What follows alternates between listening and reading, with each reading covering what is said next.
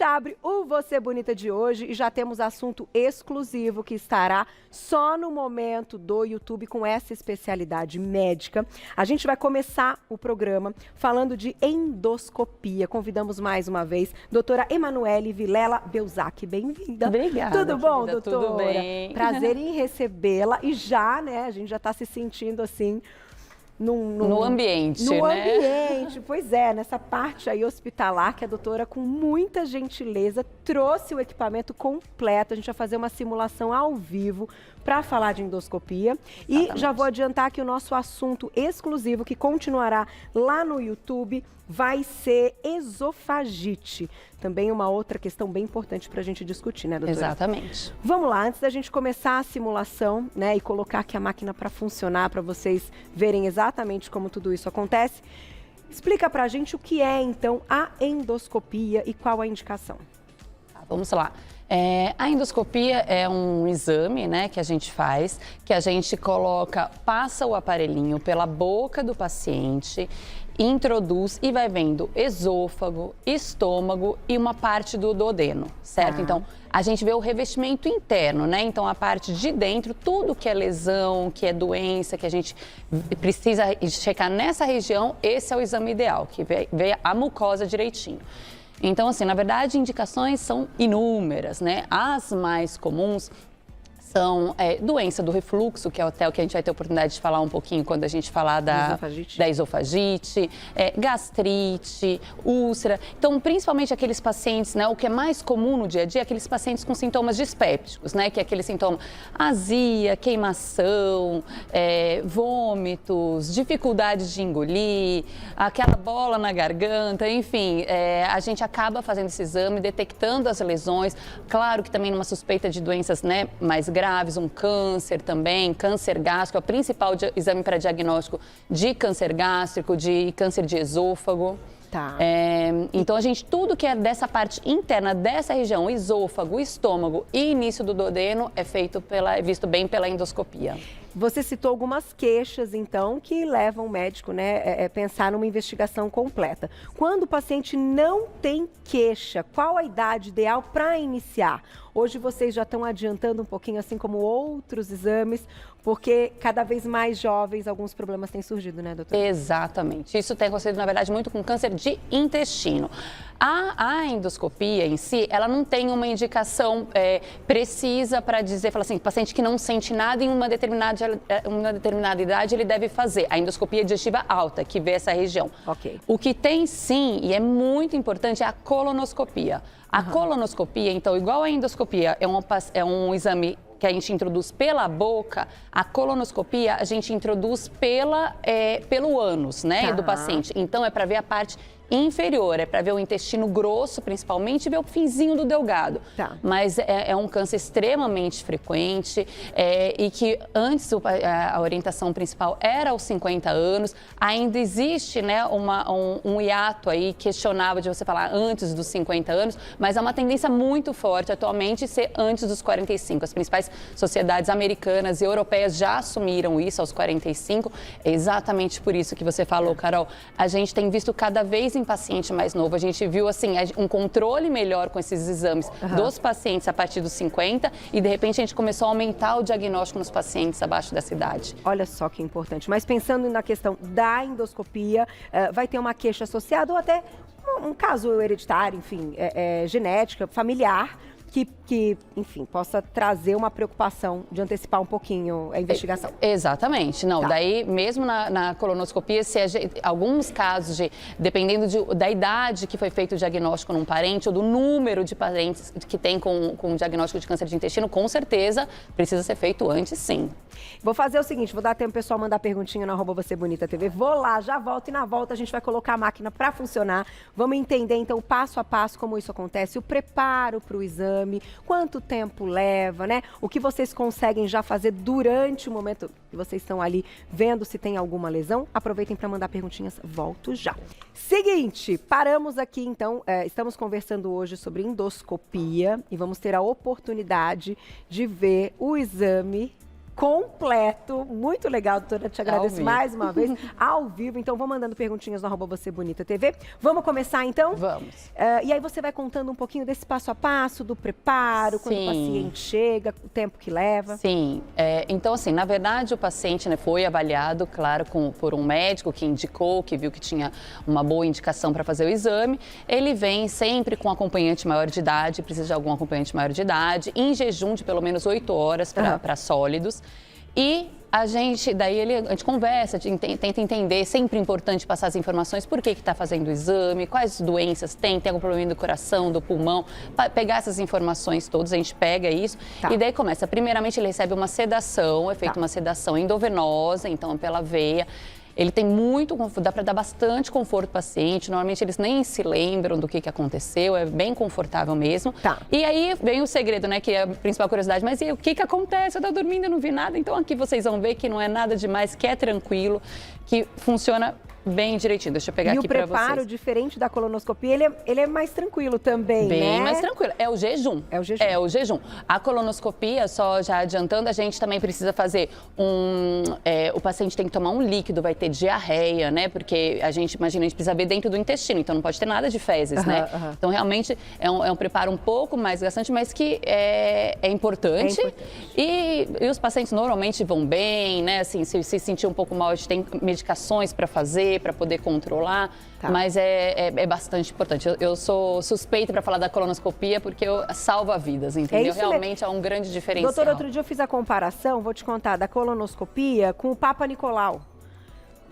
Né? Pensando assim, são coisas completamente diferentes, mas que no fundo a importância delas para o diagnóstico é exato. Ai, adorei você falar isso, Carol. Fiz a conexão. Porque o que acontece? A gente vê muito, é muito divulgado, né? Que assim, a mulher ir no ginecologista, fazer o Papa Nicolau, fazer a prevenção do câncer de mama, o homem, o câncer de próstata, é muito divulgado. Normalmente as pessoas ouvem. E muitas vezes os pacientes chegam no meu consultório e falam assim, vem por outro motivo. Eu falo assim, você já começou essa prevenção do câncer de intestino? Eu falo, mas tem? O que eu tenho que fazer? Nem nunca ouviu falar. E é exatamente isso, Carol. Por isso as pessoas precisam saber.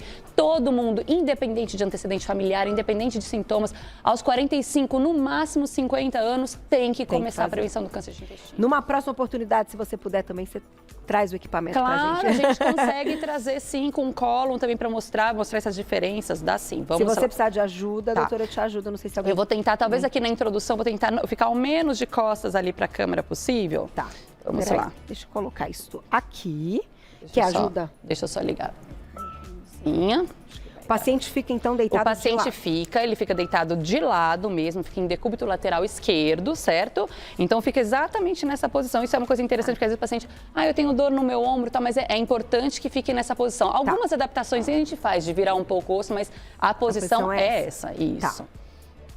Aí, é introduzido pela boca. Não sei se o pessoal está conseguindo mostrar bem ali na tela, certo? Que legal. Isso. Então, aqui é bem o esôfago, é bem semelhante mesmo ao que acontece. Aqui eu estaria passando no esôfago e aqui a gente está entrando no estômago, ó. Aqui, uma coisa interessante que a gente já está mostrando aqui também, hoje em dia, que é uma coisa... Sou maravilhada com as tecnologias que vão se desenvolvendo, né? Hoje em dia a gente já está até tendo a oportunidade de mostrar aqui o CADAI, que é uma inteligência artificial. Tá vendo que fica aparecendo o quadradinho ali onde tem possíveis lesões? Olha, aparece um quadradinho, apita, você tá vindo aqui comigo, né? Apita, que essa inteligência artificial hoje em dia ela já consegue nos mostrar, então nos alertar onde pode estar tendo a lesão e quando tem a lesão ela mostra que tipo de lesão que pode ser, se é uma lesão que vale a pena tirar, não tirar, Jura? Juro. Isso Tudo isso aparece de informação no momento. E eu até ia te perguntar essa questão. Quando vocês já notam que tem algo ali que pode comprometer, no momento do exame vocês já fazem uma retirada. Exatamente. Eu vou mostrar aqui, ó. Aqui, ó, a gente colocou de um jeito mais facinho aqui para todo mundo conseguir ver, ó. Tem um pólipozinho, tá vendo, ó? Isso é um pólipo. Isso é um pólipo, isso. Isso é um pólipo no estômago, certo? A gente tem, eu não sei se vocês conseguem filmar aqui, ó. Essa alcinha aqui que a gente introduz por aqui. Isso aqui é um canal de trabalho, olha, aparece lá, Carol, tá vendo? Ó. Entendi. Aparece lá na frente, geralmente isso é feito com auxiliar, né? Mas assim, aqui eu acho que vai dar pra mostrar. Daí, olha, abre, por exemplo, esse pólipo. A gente viu e a gente chegou à conclusão que a gente tem que tirar o pólipo, né? Daí a gente vai, passa essa alça. e coloca, consegue arrancar esse pólipo, tá vendo? Nossa, que legal. Passa, fecha a alça e consegue cortar, que a gente não vai cortar, mas assim, a gente corta e retira o pólipo, manda o pólipo para análise. Então, assim, a gente já resolve o problema, já tira. Tem essa análise para dizer se precisa fazer alguma ação complementar depois, alguma coisa diferente. Então, ou seja, é um exame que é resolutivo, né? Muitas vezes a gente consegue a gente faz, às vezes, por exemplo, aqui tem simulando uma úlcera também, quer ver? Ó? Eu ia te perguntar outras coisas que a gente pode encontrar. Aqui em cima, ó, por exemplo, aqui a gente está vendo uma úlcera. Tá vendo, ó? Então, a gente vê uma úlcera assim, daí a gente já analisa, faz biópsia. Às vezes, essa úlcera pode ter um sangramento. Às vezes acontece, o paciente está com sangramento da úlcera. A gente consegue fazer controle do sangramento, a gente consegue colocar clipe, injetar produtos para poder parar o sangramento. É bastante coisa que dá para fazer mesmo. Então, já é considerado um exame diagnóstico e terapêutico em muitos casos. Então, além do pólipo, quando a gente vê essa parte assim... Aqui é a mucosa normal mesmo. Essa é a mucosa normal. Isso é a mucosa do estômago, que é assim. A gente tem um vídeo também, eu não sei se você consegue mostrar. A gente vai colocar mostrando uma endoscopia para ter uma noção de como que é. É bem semelhante a isso. É bem semelhante? É bem semelhante. Vamos colocar, então, a gente tem da endoscopia dois, normal. doutora. Tem um que é a endoscopia normal, que eu acho que é o que valeria a pena a gente mostrar agora, uma endoscopia padrão. E aí, isso, olha, tá vendo, ó? Passa no esôfago. Tá bem parecido com nossa maquete aqui. Aí, ó, estão as pregas, tá vendo? Essas mesmas pregas que a gente tá vendo aqui dentro são essas pregas gástricas aí que a gente vê. E na vida real, tá vendo? Ó, daí a gente tem saliva, a gente vê algumas, daí a gente precisa lavar o estômago, né? Aqui já tá um estômago pré-arrumadinho pra gente. Mas é esse aí, esse é o exame da endoscopia normal. Então, o refluxo a gente padrão, também consegue observar. Para ver como já tá, se evoluiu, enfim, se já danificou um pouquinho essa parede. O refluxo, o que acontece? A gente vê geralmente aqui no esôfago distal, essa região que seria a região do esôfago, a gente não vê, é interessante falar que a gente não vê o refluxo em si, né? Sim. Porque o que é o refluxo? O refluxo é quando está voltando o alimento, o líquido, do estômago pro esôfago. No caso, o estômago tem que estar vazio, né? Então a gente não vai ver nada voltando. Mas a gente vê exatamente as lesões. A gente vê a esofagite. Então, quando tem a esofagite, que é o que a gente vai falar, quando tem a esofagite erosiva, ela mostra que está voltando. Então, porque o ácido que está voltando para machucar, por isso que tem machucadinho ali, por isso que tem a esofagite. Então, a parede já com alguma mudança. Com a mudança, exatamente, com as erosões. Doutora, vou lá e já volto. A gente tem mais 2 vídeos para mostrar, bem interessantes para completar esse nosso assunto. Tem ainda perguntinhas do público no @VocêBonitaTV. Aproveitem e vamos falar das questões também bem importantes do pós. Então, de quanto em quanto tempo a gente tem que fazer, caso encontre alguma coisa. Volto já.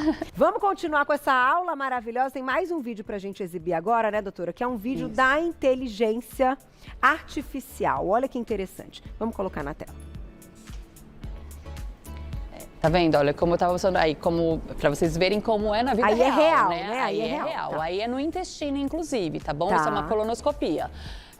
Então, viu a lesão, você viu que eles mostram aqui. E olha quando faz a magnificação, quando ele já está dando lá, se acha que é neoplásico, se acha que é hiperplásico, o grau, ele vai aparecendo. Isso tudo por inteligência artificial. Essa parte amarelinha que a gente está vendo ali só uma análise do programa mesmo, mas embaixo que aparece escrito.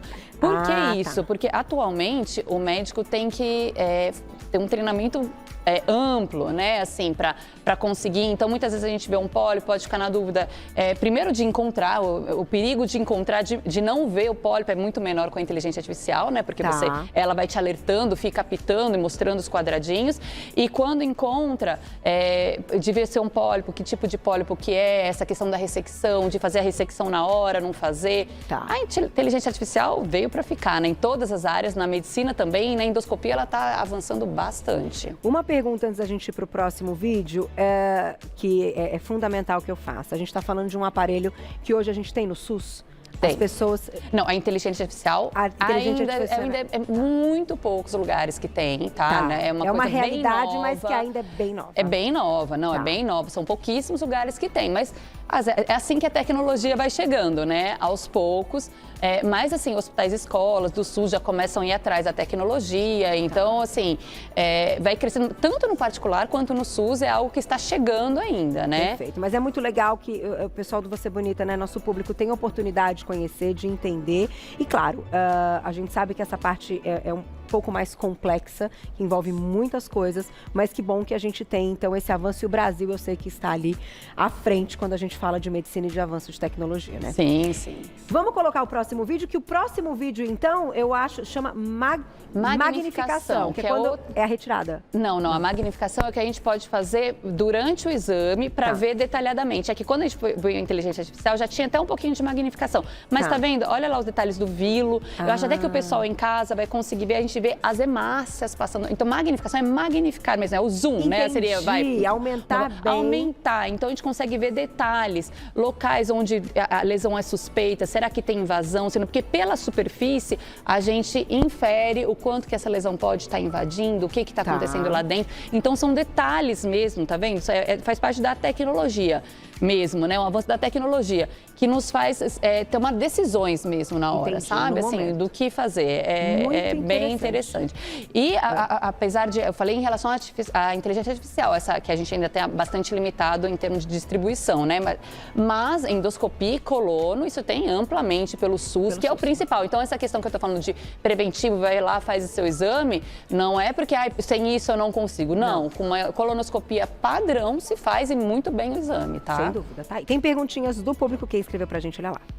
Obrigada, Cíntia, um beijo. Eu fiz endoscopia e depois do exame tive hemorragia. Isso pode acontecer? O que pode ter sido? É um dos riscos? Na verdade, sim, é uma das complicações que podem ter no exame de endoscopia e de colonoscopia. Eu não sei exatamente, lógico que a gente precisa de um pouco mais detalhes, né? Mas assim, normalmente a hemorragia que seja significativa, né? Ela vai apresentar um vômito, né? Com sangue, ou grande quantidade de sangue nas fezes, ou fezes enegrecidas. Geralmente, se acontece, após algum procedimento, quando se ressecou alguma lesão maior, numa endoscopia diagnóstica, ou no máximo com biópsia, se o paciente faz, por exemplo, o uso de uma medicação para afinar o sangue, né? Um anticoagulante, um antiagregante plaquetário, ele tem maior risco de sangramento também. Então, faltam detalhes. É uma complicação muito rara, mas que se acontece, geralmente é quando teve algum procedimento, né? E aí, é como se ficasse uma feridinha e essa ferida pode abrir, sangrar? Pode machucar, pode sangrar, mas muitas vezes, viu, Carol, por exemplo, no exame de colonoscopia, a gente faz biópsia, daí sai um pouquinho de sangue ali nessa pequena quantidade, nada relevante. Isso, na verdade, é relativamente comum e não tem preocupação não, tá? Dá tempo de mais uma antes da nossa parada? Vamos lá? Quem escreveu pra gente? Obrigada, Vanessa, um beijo. Um ultrassom de abdômen normal elimina a necessidade da endoscopia? Não.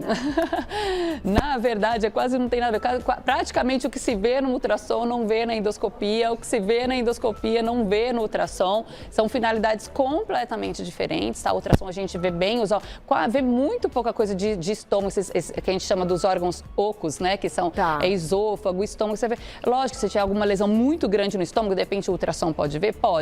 Mas vai ser exceção. A grande maioria das coisas que a gente vê na endoscopia, o ultrassom não vai ver. Não vai ver. Tá aí.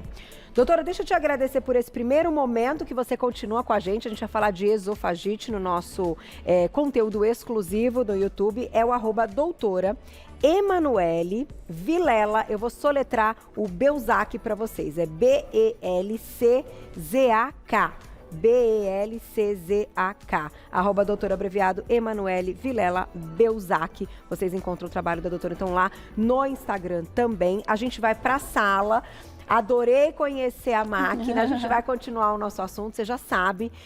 Durante, então, esse horário eleitoral gratuito, a gente continua no site, no aplicativo da TV Gazeta, no nosso canal do YouTube, que é um verdadeiro sucesso. Eu agradeço todos os dias vocês, porque a cada dia a gente tem mais gente, né, nessa sala, né? A gente sente aí numa sala todos juntos. Então é o youtube.com/Você Bonita. Se você ainda não tá lá, corre, a gente tem escolhido conteúdos exclusivos, né, pra gente bater esse papo super descontraído. Então vai lá, youtube.com/Você Bonita. Você fica com a gente, vamos falar de esofagite.